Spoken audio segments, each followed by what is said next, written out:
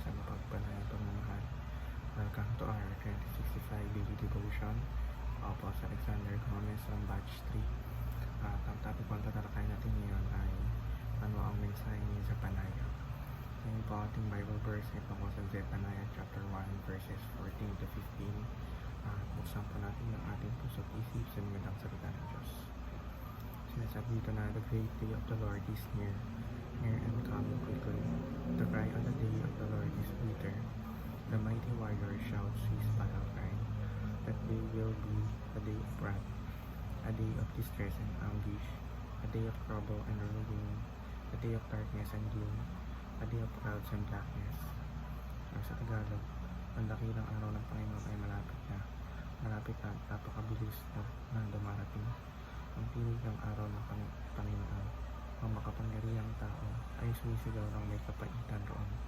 Ang araw na iyon ay araw ng pagkapuo, araw ng kaguluhan at kahapisan, araw ng pagkawasak at pagkasira, araw ng kadiliman at kanumbayan, araw ng mga ulap at makapal.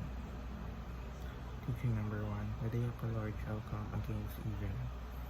Pinapakita sa verse na ang araw ng Panginoon ay hindi isang ordinaryong pangyayari.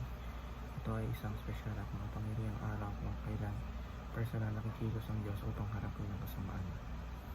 Teaching number 2, the day of the Lord is judgment and salvation.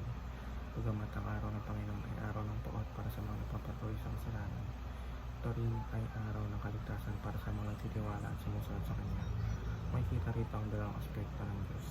Siya ay makatarungan at siya rin ay mga bagay.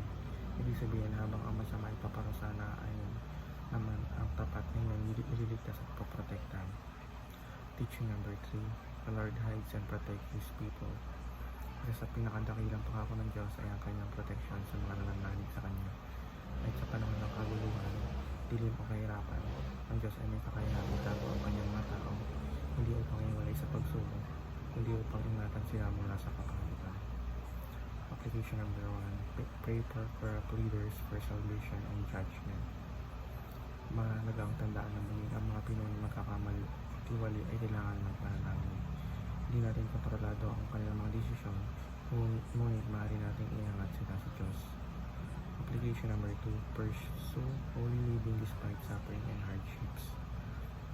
Ang pagsunod sa Diyos ay hindi nakabase sa ginawa o kagaan ng buhay. Tinatawag tayo maging tapat at manan kahit mahirap ang sitwasyon. Ito ay nangangahulugan ng pagpili sa tama kahit hindi ito popular, pagtalikod sa kasalanan kahit nakakaakit, at patuloy na paglakad sa pananampalataya kahit may sakit o kabiguan. Application number 3, persevere through God's protection and grace. Hindi natin kayang harapin ang buhay sa sarili nating lakas. Kailangan natin ng biyaya at protections ng Diyos araw-araw. Panawagan dito ay huwag sumuko kahit